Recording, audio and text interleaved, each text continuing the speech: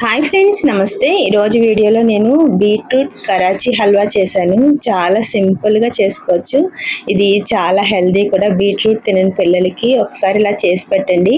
అసలు ఒక్క ముక్క కూడా విడిచిపెట్టకుండా తింటారు, అంత టేస్టీగా ఉంటుంది. దీంట్లో నేను షుగర్ వేయకుండా బెల్లం వేసి చేశాను. చాలా టేస్ట్ అయితే మాత్రం చాలా బాగుంది. ఇది ఎలా చేసుకోవాలంటే, నేను ఇక్కడ బీట్రూట్ని పెద్దవి 2 తీసుకున్నాను. ఇలా పీల్ తీసుకుని ఇలా చిన్న చిన్న ముక్కల కింద కట్ చేసుకుని వీటిని ఇప్పుడు మిక్సీ జార్లో వేసుకోవాలి. ఇలా వేసుకున్న తర్వాత 1 కప్పు వాటర్ వేసుకోండి. 1 కప్పు వాటర్ వేసుకుంటే ఇది మెత్తగా పట్టుకోవాలి మిక్సీ. ఇలా చూడండి, ఇలా మిక్సీ పట్టిన తర్వాత చూసారా, ఇందులోవి పెద్ద పెద్ద ముక్కలేమీ లేకుండా మెత్తగా పట్టుకోవాలి. ఇలా పెట్టిన తర్వాత ఇప్పుడు దీన్ని నేను ఇలాగ ఫిల్టర్ చేసుకుంటున్నాను. ఇలా ఫిల్టర్ చేసుకున్న తర్వాత ఒకసారి స్పూన్ తోటి మీరు ఈ స్ట్రైనర్లో స్పూన్ తోటి ఇలాగ ప్రెస్ చేస్తున్నట్టయితే ఇలా జ్యూస్ అంతా కిందకు వచ్చేస్తుంది. చూడండి, ఇలాగా మొత్తం అంతా ఇలా చేసుకోవాలి. ఇలా చేసుకున్న తర్వాత మనం ఇప్పుడు మిక్సీ జార్లో చూడండి చాలా ఉండిపోయింది కదా, దీంట్లో మరలా 1 కప్పు వాటర్ వేసుకోండి. వేసుకుని అదంతా ఒకసారి రిన్స్ చేసి దీంట్లో వేసుకోండి. మొత్తం దీంట్లో మనము 2 కప్పుల వరకు వాటర్ వేసుకున్నాము. చూడండి, దీంట్లో 2 కప్పుల వరకు వాటర్ వేసుకున్నాం కదా. అలాగే ఇప్పుడు నేను దీంట్లో కార్న్ ఫ్లోర్ 3/4 కప్పు కార్న్ఫ్లోర్ వేసుకుంటున్నాను. వేసుకుని ఉండలేమి లేకుండా దీన్ని ఇలాగా కలుపుకోవాలి. అంతా ఒకసారి వేసేస్తున్నాను ఫ్రెండ్స్, పర్వాలేదు, ఇది ఉండలేమి కట్టు కింద ఉంటుంది. చూడండి, ఇది ఇలా కలిపిన తర్వాత ఇది ఏమవుతుందంటే కార్న్ఫ్లోర్ కదా, కిందకి వెళ్ళిపోతుంది.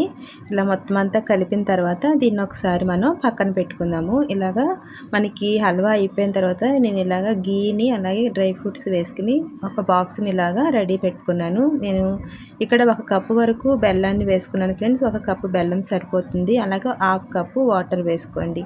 వాటర్ 1/2 కప్ సరిపోతుంది ఫ్రెండ్స్. ఇది బాగా పాకమేమీ రావక్కర్లేదు, మనకి తీగ పాకం వస్తే సరిపోతుంది. చూడండి, ఇలా వస్తే సరిపోతుంది.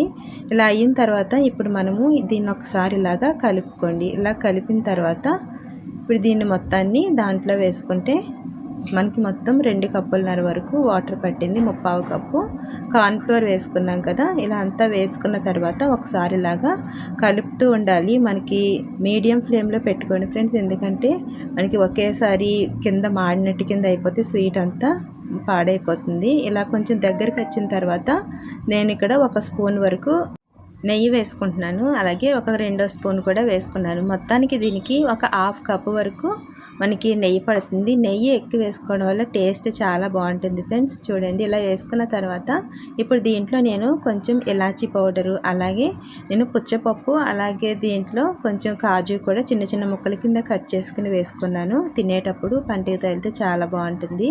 ఇదంతా ఒకసారి ఇలాగా కలుపుకుంటూ ఉండాలి. ఇలాగా మధ్య మధ్యలో కొంచెం నెయ్యి వేసుకుంటూ కలుపుకున్నట్టయితే కింద అడుగంటకుండా ఉంటుంది.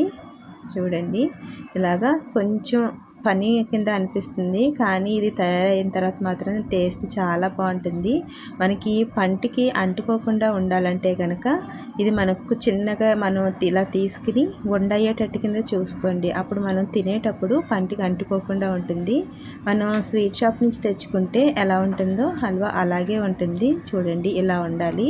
మనకి ఈ ప్యాన్ నుంచి ఇలాగా సపరేట్ అవ్వాలి. ఇప్పుడు మనము స్టవ్ ఆఫ్ చేసుకుని ఇలా నేను బాక్స్ రెడీ చేసి పెట్టుకున్నాను కదా, దీంట్లో వేసుకుంటున్నాను. ఇదంతా వేసుకుని ఇది చల్లారేసరికి చక్కగా మనకి హల్వాలాగా అయిపోతుంది. చాలా టేస్టీగా ఉంటుంది. దీన్ని మనం ఫ్రిడ్జ్లో కూడా పెట్టవసరం లేదు. చూడండి, ఇదంతా మంచిగా ఒకటే లెవెల్ కింద ఇలాగా చేసుకోండి. ఇలా చేసిన తర్వాత నేను కొంచెం పైన కూడా ఇలాగా గార్నిష్ చేసుకుంటున్నాను. ఇలా చేసుకున్న తర్వాత కొంచెం దీన్ని చల్లారనిద్దాం. చూడండి, ఇది చల్లారిపోయింది. చూడండి ఎలా బాక్స్ నుంచి సపరేట్ అవుతుందో. చూసారు కదా, కరాచీ హల్వా చేసుకోవడం చాలా ఈజీ ఫ్రెండ్స్. మనం ఫుడ్ కలర్స్ ఏమీ యూస్ చేయకుండా ఇలాగ ఒకసారి ట్రై చేసి చూడండి, చాలా బాగుంటుంది.